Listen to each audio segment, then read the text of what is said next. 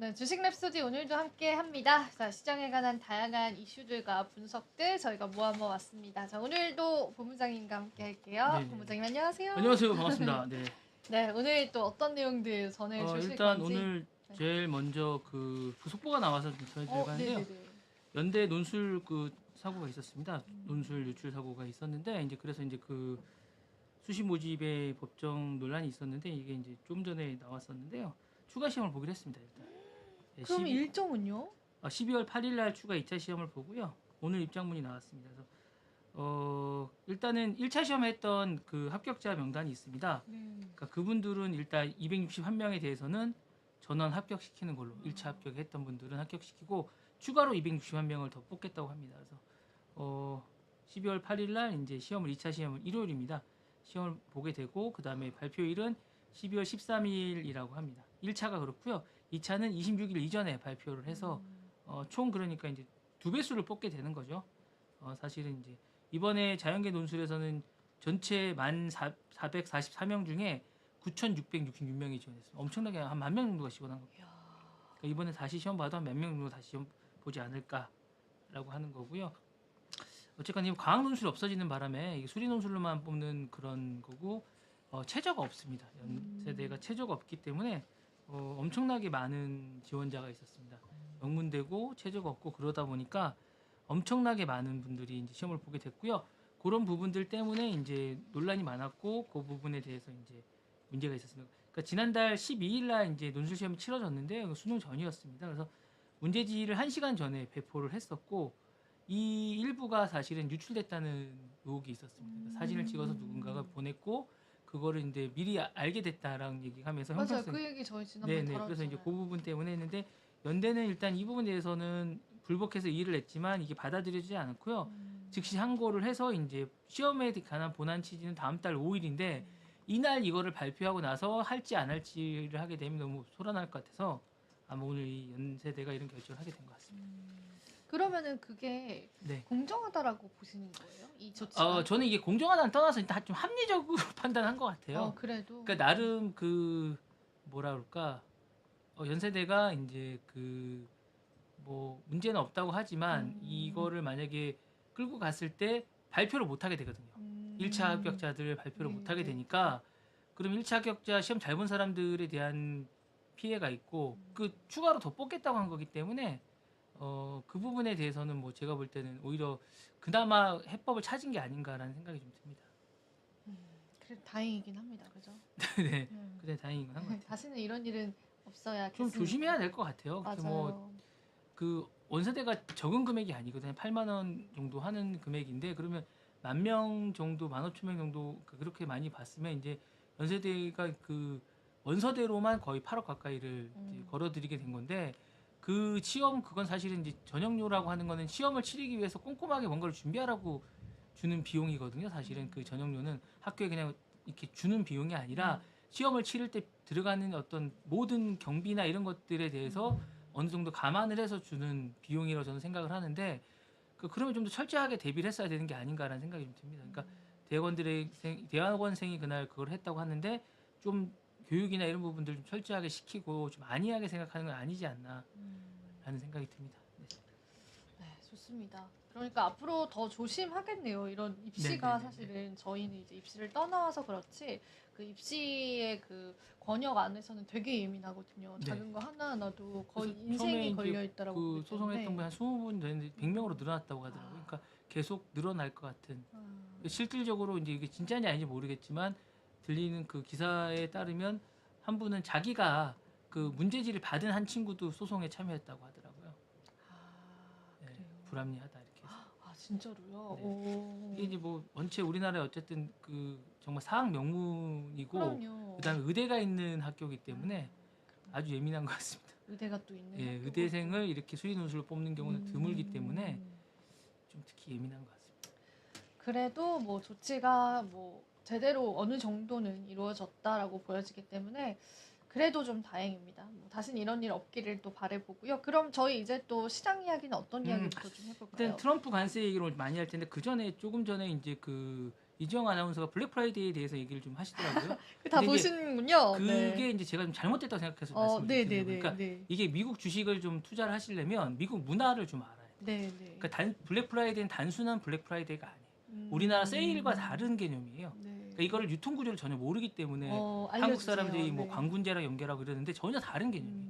그러니까 기본적으로 그 우리나라는 그때그때 백화점이나 이런 물류 유통이 그런 것들을 필요할 때마다 이제 하거든요. 근데 그렇지 않습니다. 외국은 1년치를 한꺼번에 삽니다.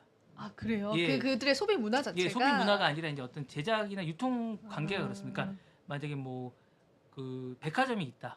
뉴욕에 유명한 백화점이 있다. 그러면 그 백화점이 1년치를 다 삽니다. 거기랑 계약을 해서. 아니 버버리라든가 뭐 캘빈 클라인이라든가 이런 브랜드를 뭐 옷이나 뭐 그다음에 게임기나 이런 것들 1년치를 다 계약을 해서 물량을 자기네 팔 수 있는 물량들을 예상을 해서 다 삽니다. 그러면 신상 같은 거는요? 그건 그때그때만 넣어주고요? 근데 세일 기간 동안 들어오는 거기 때문에 그거는 어차피 1년치 물량을 기본적으로 얼만큼 사겠다라고 정해놓고 돈을 지불하는 겁니다. 세일 기간 아니면 세일 기간은 신상은 어차피 시즌 대비 나오는 물품이기 때문에 물품은 똑같습니다, 사실은. 거의. 예. 그래서 그런 물품을 어느 정도 정해놓습니다.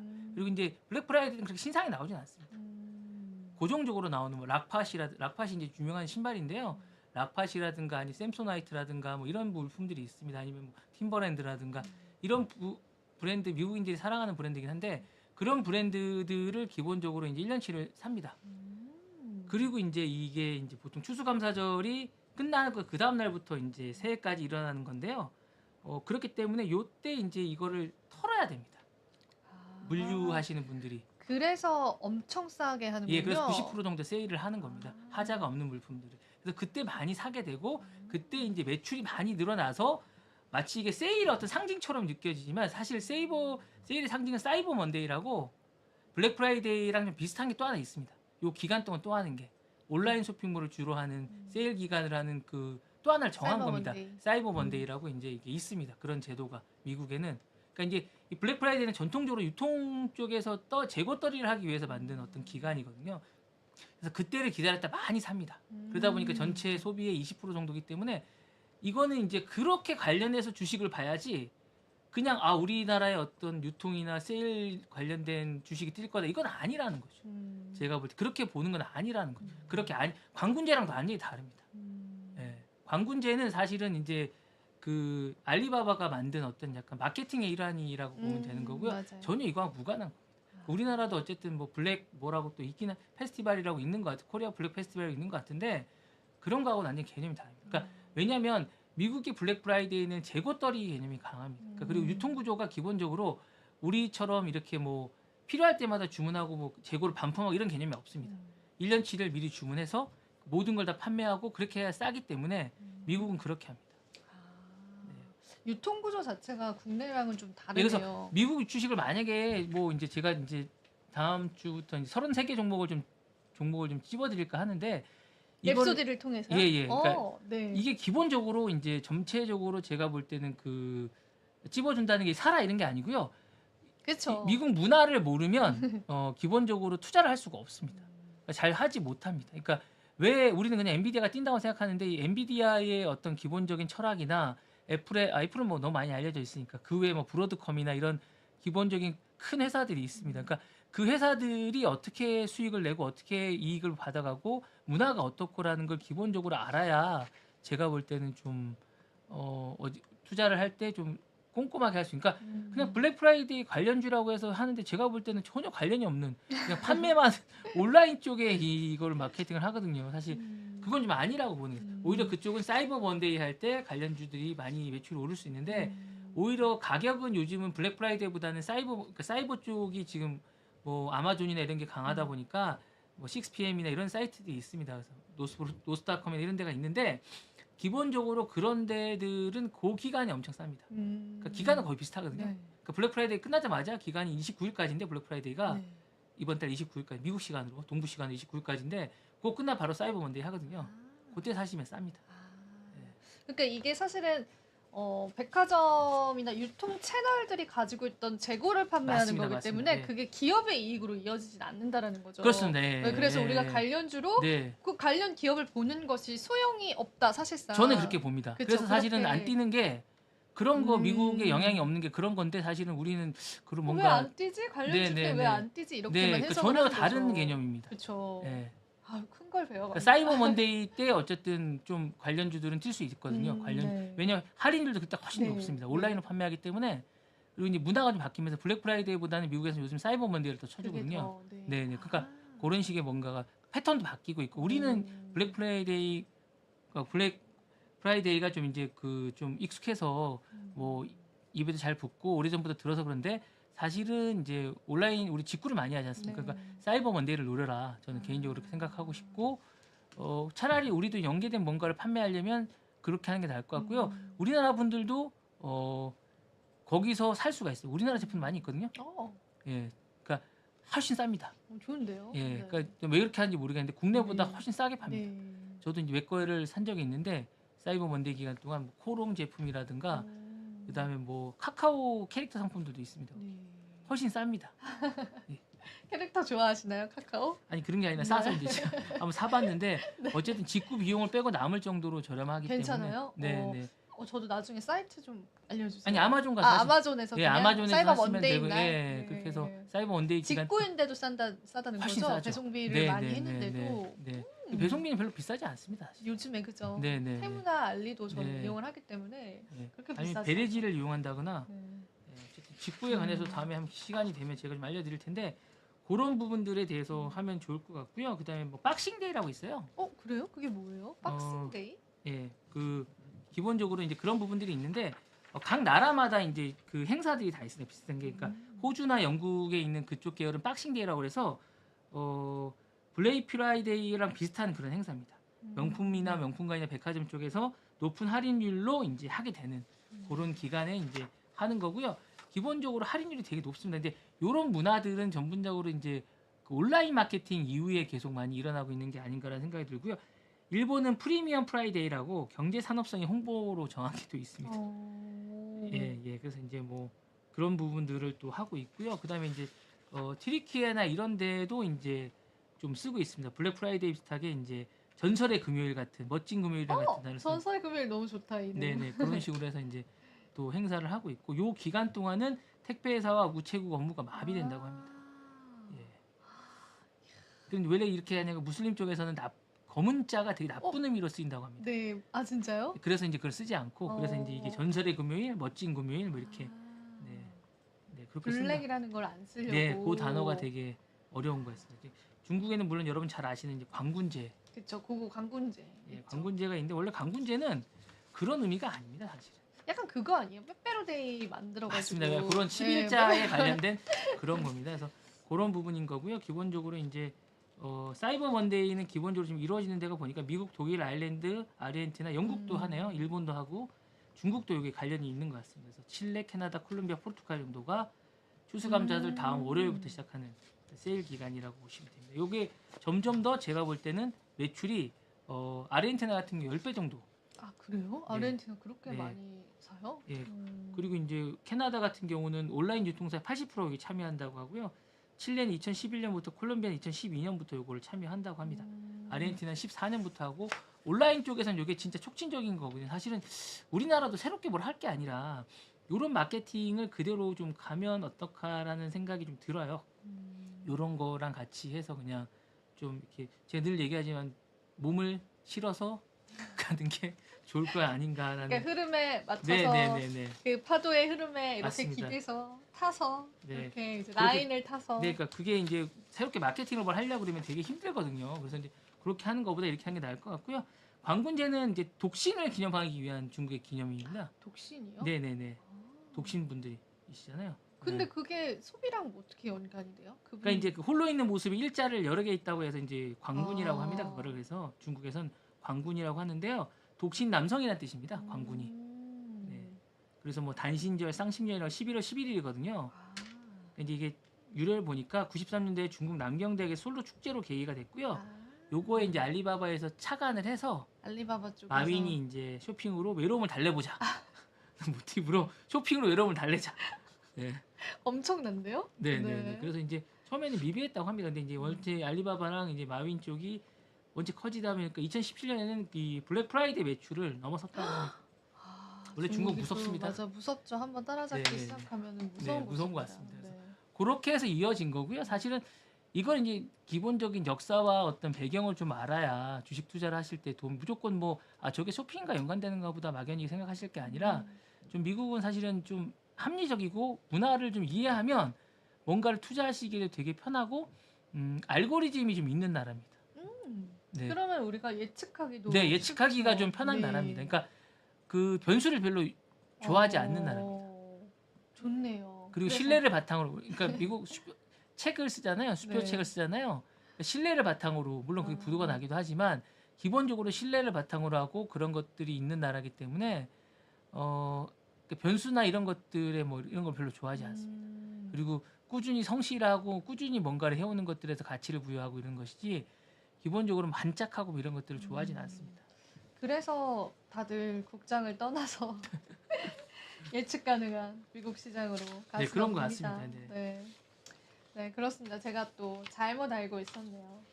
아니, 사제의 마음을 잘못 담아서. 아시는 건 아니고 아까 이제 제가 얘기를 나누시는데 전문가분하고 얘기를 하시는데 이제 여러 가지를 얘기를 하시는데 잘 설명을 못 해주시는 것 같아가지고 제가 잠깐 그 부분에 관해서 제가 답답하셨어. 예, 좀 답답하긴 하더라고요. 왜냐면 이제 그거를 제가 예전부터 이제 저도 이제 사실 쇼핑을 좀 좋아하거든요. 그래서 네. 직구를 초창기부터 해서가지고 그러니까 직구가 우리나라가 발달되기 전부터 이제 저는 아마존에서 이제 구입을 한 20년 전부터 구입을 했던 것 같아요. 거의 조금 이렇게 앞서 계셨었네요. 좋아해요 그런 걸. 그러니까 너무 저렴하니까 너무 저렴합니다. 그러니까 지금은 많이 올랐는데 가격 차를 이제 비교해서 커피 같은 것도 엄청나게 싸고요. 20년 전이면은 진짜 거의 네네. 아무도 안 쓸 때였는데. 네네네. 그때쯤부터 했던 것 같아요. 그래서 그때 이제 이게 과연 올까라는 고민부터 시작해서 과연 한국으로 올까 물건이. 그래서 그렇게 하는데 싼 거는 정말 10분의 1 가격이고. 그러니까 쿠팡이 아마존의 기본적인 그런 걸 하고 있거든요. 알고리즘을 많이 따라하고 있어요. 그러니까 중고 제품 팔거나 뭐 이런 부분들 그다음에 뭐 거기는 이제 완전히 중고 제품뿐만 아니라 중고 제품뿐만 원래는 이제 아마존 책으로 시작한 건데 그렇게 시작하다가 이제 중고책으로 시작한 건 알라딘처럼 이렇게 시작한 건데 그 나라가 이제 쇼핑으로 바뀌면서 중고에 관해서는 되게 중고가 중고 같지 않은 중고를 많이 팔거든요. 근데 그게 가격이 엄청나게 싸요. 만약에 저희 이거 한 팁이긴 한데 뭐 아이폰 저희 이제 기획하는 거 뭐죠? 에어팟인가요? 에어팟을 네. 사잖아요. 그러면 이제 우리나라에서는 뭐 25만 30만 원 정도 한다. 3세대가 아니면 2세대가 그러면 그런 것들은 거기서는 뭐 한 120달러? 그러니까 이게 리퍼라고 하죠. 네. 젠지됐던 상품 이런 것들을 파는데 박스도 뜯지 않은 이런 것들이 한 절반 가격에 팔기 때문에 네 괜찮습니다. 꿀팁이네요, 꿀팁. 네, 그래서 그런 것들을 위주로 사시면 되고 특히 신발은 엄청나게 쌉니다. 신발이 싸요? 네, 그러니까 여러분들이 뭐 여기서 많이 구입하시는 스케쳐스나 나이키? 예 그런 것도 쌉니다. 근데 이제 그 미국인이 많이 신는 신발들이 있습니다. 그 이지워크라고 해서 미국인들이 많이 좋아하는 신발들이 있습니다. 에코, 그다음에 스케쳐스, 뉴발란스 이런 게 있습니다. 몇 개가. 이런 브랜드들은 중고 제품도 많고 되게 싼 특히 스케쳐스는 엄청 쌉니다. 한국은 상당히 좀 약간 유통 마진이 높은 편인데 미국은 되게 싸기 때문에 저는 이제 그거를 사고 남을 정도, 그러니까 유통비를 뽑고 남을 정도로 괜찮은 구매라고 저는 생각을 하거든요, 기본적으로. 네. 여러분들도 한번 참고를 예, 해보시면 개인이 좋을 것 사용하시는 같아요. 거는 괜찮습니다. 네. 물론 이제 장사를 하시는 분이나 뭐 이렇게 하시는 분들은 이제 뭐 그렇게 되면 관세가 붙고 이러는데 개인이 사용하시는 거는 지금 200불까지는 또 미국이 약품이나 먹는 것 빼고는 200불까지 또 무관세거든요.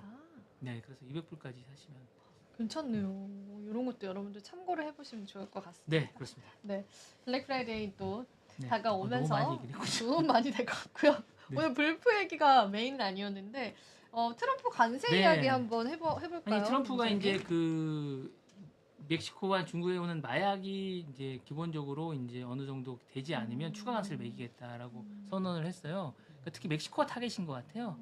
페날린이라고 왜 이제 이렇게 멕시코 싫어할까요? 이민자 때문인가요? 예, 너무 많아요. 너무 많고 그다음에 이제 멕시코 기본적으로 이제 마약의 온상이기 때문에 멕시코를 마약을 집중적으로 때려서 그다음에 표현이 안 좋아요. 어쨌든 그걸 타겟팅을 해서 마약을 근절시키는 뭔가를 하면 인기를 없어요. 왜냐하면 이게 너무 소비 시장이 미국이거든요. 근데 이제 뭐 콜롬비아 쪽은 오는데 뭐 유통망 때문에 좀 힘들긴 하는데 원래 콜롬비아나 이쪽이 또 유행했었는데 멕시코가 최근에 뜨거든요. 그래서 멕시코가 그 국경을 이용해서 오기도 하고 비행기를 타고 오기도 하는데 사실 멕시코가 제일 문제입니다. 국경이 너무 넓습니다. 너무 길고 네, 땅굴도 파고 막 그럽니다. 그래서 이제 그런 부분들을 이제 마약국과 관련해서 이제 마약을 퇴치하면서 그러니까 더 문제는 멕시코 당국이 그걸 크게 신경을 쓰지 않는 부분에 대해서 이제 약간 미국이 괘씸해하고 있는 거죠. 그러니까 자기 나라에서 소비되는 마약도 아니고 미국에 소비되는 상당수의 마약을 보내고 있는데 우리가 왜 그 나라의 제품들을 그렇게 싸게 관세를 혜택을 줘야 되느냐라는 거죠. 그러니까 이제 멕시코 마약이 미국에 많이 유통이 되는군요. 예, 예. 근데 이제 그 부분에 관해서 또 이제 안 그래도 마음에 안 드는데 네네네. 이제 관세적인 부분에서라도 맞습니다. 부과를 하겠다. 그리고 네네. 불법 이민자들도 너무 많이 넘어오시고 맞습니다. 예, 예. 그런 부분이 있으니까 아이고 그건 이해가 갑니다. 좀 납득이 됩니다. 네. 그래서 기본적으로 이제 그랬는데 이제 그 관세를 강하게 하겠다라고 얘기했는데 시장에는 이게 크게 영향은 없었습니다. 어제 이제 사상 최고가를 이제 전반적으로 지수들이 기록을 했습니다. 그래서 다우존스 33일 평균 지수는 전날보다 123.74포인트가 오른 44,860.31로 마감을 했고요. 이게 그 외에도 뭐 스탠드드 푸어스나 이제 나스닥 지수도 다 상승을 했습니다. 그래서 기본적으로 이제 근데 이제 트럼프 수혜가 있다는 게 에너지나 이제 천연자원 쪽에 기업들이 상승을 했고요. 반도체는 상대적으로 많이 떨어졌습니다. 그리고 아직도 그 엔비디아는 140을 회복 못 하고 있습니다. 네. 엔비디아 어떻게 다시 살아날 그 조짐이 보이나요? 이제 고점일까요? 엔비디아는 뭐 나쁘지는 않을 건데 기본적으로 제가 볼 땐 빅테크 기업 중에 그렇게 챙기는 것 같지는 않아요. 트럼프가 지금 느낌에 애플이나 메타나 구글은 그런 챙기는 것 느낌인데 대비해서. 예, 엔비디아는 그렇게 챙기는 느낌이 안 드는 게 왜 그런지 잘 모르겠습니다.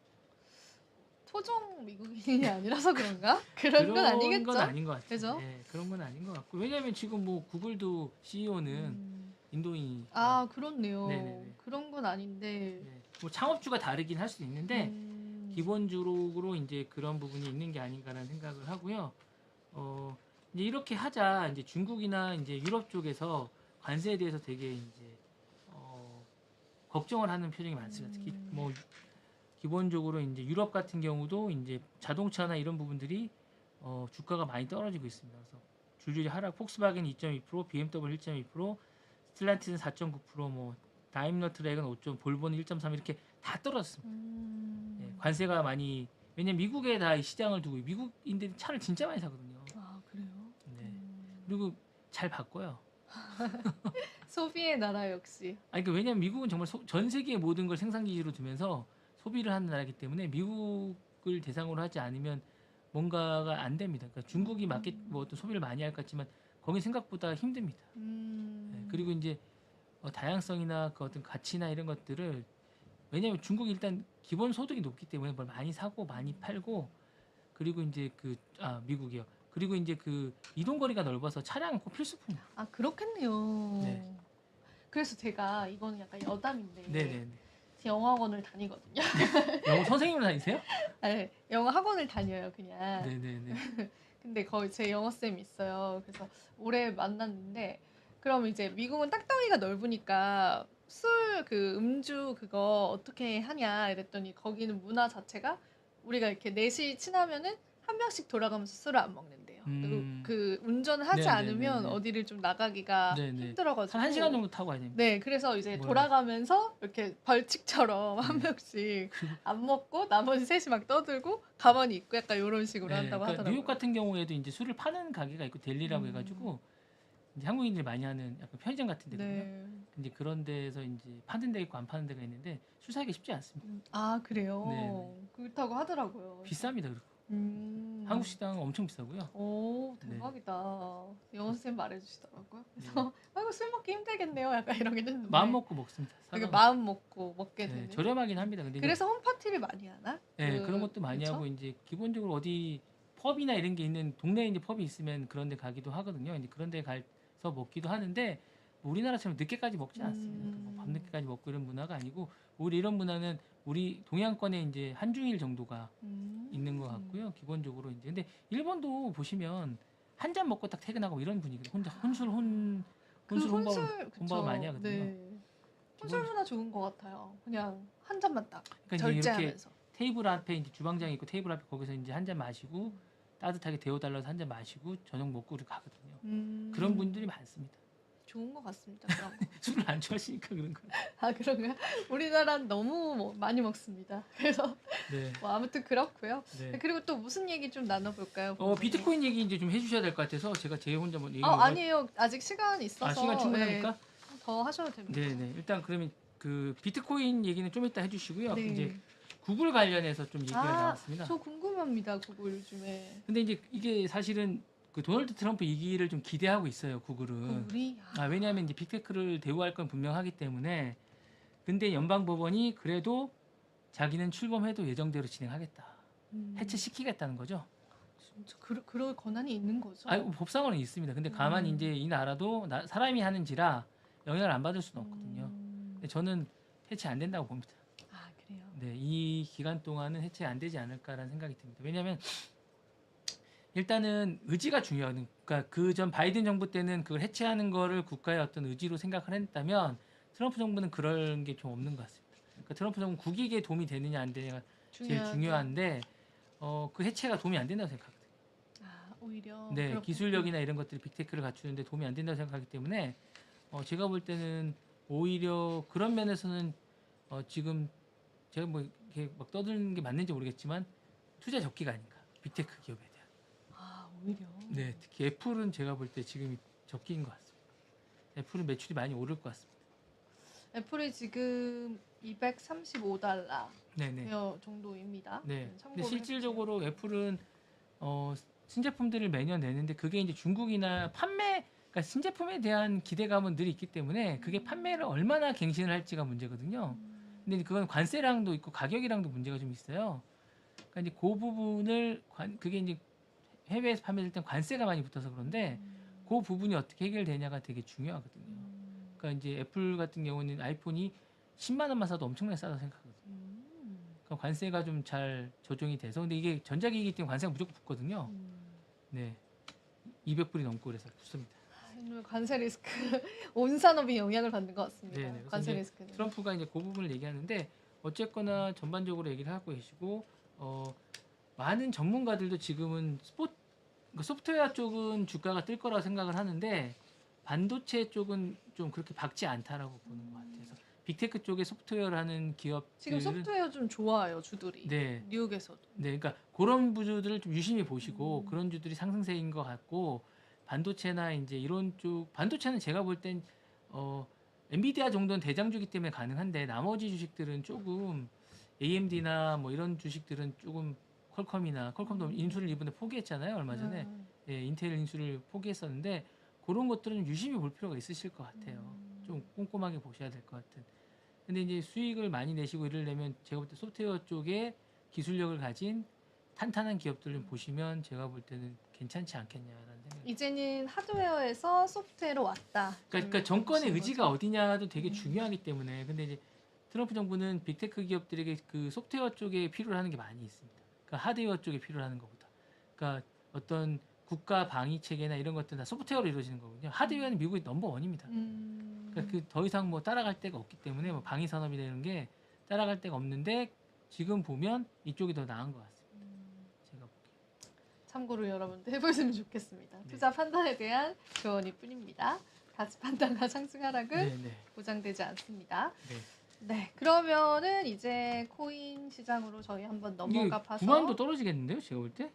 지금 93,000입니다. 그러니까요. 이러다 9만선 붕괴되는 거 아니에요? 뭐 지켜봐야겠죠. 네, 장담할 수는 없는데 오히려 좀 떨어졌으면 좋겠어요. 매수 좀 하시게요? 네, 저는 그렇습니다. 조금 오히려 너무 급격하게 올라서 저는 지금이 좋습니다. 근데 이제 뭐 너무 많이 떨어지면 다들 싫어하시겠죠. 그래서 오늘은 이제 가격 이야기는 지금은 좀 크게 의미가 없을 것 같고요. 그 관련해서도 제가 어제도 말씀을 드렸었고 뭐 시간 많지 않지만은 최대한 다룰 수 있는 뉴스들 많이 다뤄볼게요.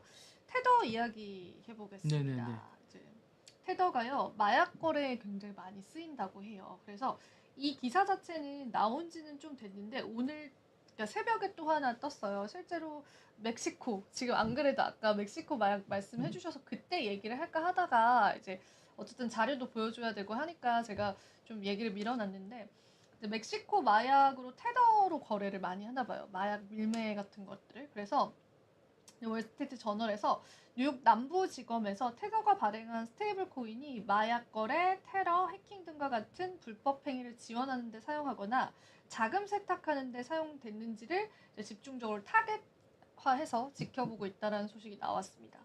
그래서 사실 이 스테이블 코인 자체가 고정화폐예요. 1달러 주면 1스테이블 코인. 요 네네. 가격대를 굉장히 잘 유지해주고 있다 보니까 너무나 통화로 쓰기가 좋은 거예요. 달러를 대체하는 통화로. 그래서 전 세계에서 굉장히 많이 쓰이기도 하고 저도 이 테더를 사용을 해보기도 했었고 이제 USDT 하루 거래량이 264조 원으로 상당히 큽니다.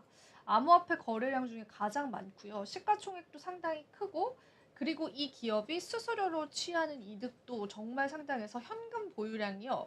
제가 예전에 알기로는 이 기업의 현금 보유량이었나? 이익률이 어떤 멕시코였나? 어떤 국가의 미국 국채 보유량보다 더 높은 이익률을 가지고 있대요. 그 정도로 지금 이제 캐시적으로 성장을 많이 한 회사인데 일단은 지금 테더에 집중적인 이제 조사가 들어갔고 이게 아무리 이제 트럼프가 친암호화폐 정책자이다라고 하더라도 멕시코와 연관이 되어 있다라고 한다면 테더사에 관한 이런 조사는 멈추지는 않을 것 같아요. 그래서 실제로도 오늘도 관련한 보고서가 나왔더라고요. 그래서 테더 측에서는 이제 범죄자를 돕거나 제재하는데 어떤 식으로든 관여하고 있다는 주장은 터무니없다라고는 이야기를 하고 있지만 실제로 보고서 하나가 나왔는데 이거는 이제 그 보고서에서 나왔던 그림이에요. 어떻게 이제 멕시코 내에서 비트코인 테더를 통해서 거래가 이루어지고 마약 거래가 어떻게 이루어지는지 그거를 이제 보고서를 통해서 나왔던 게 이제 포털에 있더라고요. 그래서 제가 가지고 왔던 부분이어서 테더 쪽에 관해서는 미국 당국의 이제 수사는 계속될 수 있고 마약 그리고 자금 세탁 추가적으로 테러 자금 요거에 다 쓰인다라고 하고 또 제가 자료는 준비 못 해왔는데 북한 쪽에서 예전에 업비트 거래소 해킹해가지고 돈을 간취했던 그 사건이 있었거든요. 해킹 사건. 근데 이제 북한 해커가 업비트 거래소에 있는 암호화폐를 해킹을 해서 가지고 있다가 이더리움을 이제 비트코인으로 바꿔서 여러 그 나라의 그 거래소에 분산을 시켜놨었어요. 그 중에 프랑스도 있었는데 프랑스 당국에서 이거를 잡아서 국내로 송환을 해줬다라고 해요. 그래서 그 사건들도 오늘 시장에 있었기 때문에 챙겨보시면 좋겠고요. 그리고 이제 CFTC 이야기를 오늘은 하면은 거의 시간이 끝날 것 같습니다. 일단 트럼프가 암호화폐 규제에 대해서 CFTC의 권한 확대를 검토를 했습니다. 제가 CFTC에 관해서는 많이 말씀을 드렸어요. SEC는 미국의 증권거래위원회, CFTC는 상품선물거래위원회입니다. 그래서 이제 상품, 우리가 잘 알고 있는 금, 은 이런 상품성이 되어 있는 그런 자산에 관해서 규제를 하고 또 상장에 관해서 관여를 하는 그러한 기관이고 SEC는 이제 기업, 모든 증권에 관해서 하는 건데 물론 SEC라는 기관이 훨씬 더 큽니다. 근데 트럼프 측에서는 이제 폭스 비즈니스 보도였습니다. 이게 그래서 트럼프 신임 행정부가 디지털 자산 시장의 상당 부분을 감독할 권한을 CFTC에 부여를 할 것이다라고 고려 중이다라고 했습니다. 근데 이게 너무나 우리 시장의 호재였던 게 자, 여러분 보세요. 암호화폐 시장을 갑자기 증권으로 간주를 하고 증권거래위원회가 관할을 하게 돼요. 그럼 어떤 일이 벌어지냐면 증권이라고 하는 거는 그 상장 심사의 기준이 되게 이제 명확하게 공시가 되어 있잖아요. 그 지금까지 역사를 겪으면서. 그러면서 이 SEC의 관할 안에 들어오게 되면 상장 폐지되는 알트코인들이 굉장히 많을 거예요. 근데 만약에 이거를 상품으로 규정을 하고 상품을 관리하는 기관에서 관리를 하게 된다면 우리한테는 굉장히 좋은 겁니다. 암호화폐 투자자분들에게. 그래서 이제 보도에 따르면 CFTC에 개정된 역할은 비트코인과 이더리움과 같은 상품으로 분류된 자산을 암호화폐 거래소와 현물 시장을 감독하는 것을 포함할 가능성이 크다라고 합니다. 그래서 사실상 SEC의 권한 자체를 약화시키는 그런 행보예요. 자, 우리가 시장에서 SEC의 위원장이 이제 사임한다. 그거를 이제 트럼프가 공약으로 내세웠는데 그거와 더 나아가서 암호화폐 시장에 관한 SEC의 권한을 대폭 축소시키겠다라는 겁니다. 그러면은 시장에선 당연히 환호를 할 수가 있겠죠. 근데 이제 뭐 이렇다고 해서 시장이 당장 움직이지는 않았어요. 그 부분들을 여러분들 같이 참고를 해보시면 좋겠고요. 아 그리고 요거는 이제 마지막으로 보여드릴게요. 폴리마켓에서 비트코인 이제 9만 달러를 유지할 수 있을까요? 9만 달러 혹은 10만 달러 중에 어느 선을 먼저 도달할 가능성을 예측한다라고 했을 때 9만 달러로 하락할 가능성 71%로 폴리마켓 베팅 사이트에서 나왔습니다. 베팅 사이트 제가 지난번에도 언급을 해드렸는데 이제 많은 투자자분들이 참여하고 있고 이게 투심을 또 나타내고 있는 거기 때문에 비트코인의 9만 달러 하락 가능성. 그러니까 10만, 9만 중에 어디에 먼저 도달을 할 것이냐를 이제 베팅을 하신 거예요. 거기에서 이제 9만을 더 빨리 도달을 할 것 같다. 지금 9만 3천 달러입니다. 녹화 기준으로. 그래서 그런 부분들이 지금 시장의 투심이다라고 여러분들 보시면 되고요. 지금 조정이 좀 나와 있습니다. 이 조정이 언제까지 이어질지는 제가 또 시장에서 다양한 힌트들 보면서 여러분들께 브리핑 좀 도와드리도록 하겠습니다. 자, 오늘 암호화폐 브리핑 또 여기서 마쳐보도록 할게요. 자, 랩소디 본부장님 또 마지막으로 혹시 하실 말씀 없으신가요? 어쨌든 좀 기업을 이제 투자하시거나 분석하실 때는 좀 꼼꼼하게 보시고 대세 미국주식 대세긴 하지만 그냥 무조건 블라인드 투기라고 그러네. 블라인드처럼 그냥 막무가내로 그냥 이게 뭐 암호화폐도 마찬가지겠지만 그렇게 했으면 좋겠다는 생각이 좀 듭니다. 맞아요. 저희 네. 무조건적인 투기는 하지 맙시다. 네네. 네, 알아보고 합시다. 네. 좀 꼼꼼하게 자기 돈이 꼼꼼하게 들어가는데 합시다. 옷을 맞아요. 하나 사거나 뭘 하나 살 때 그럼요. 되게 따져서 사시는데 맞아요. 이게 자기 돈이 투자할 들어가는 때. 부분이기 때문에 좀 꼼꼼하게 보시는 게 좋을 것 같습니다. 저희가 좀 도움이 되도록 계속 노력을 하도록 하겠습니다. 저희는 항상 공정한 소식을 전합니다. 네. 네. 여러분 오늘도 시청해주셔서 감사드리고요. 저희 인사드려보도록 네. 할게요. 여러분 안녕히 계세요. 감사합니다.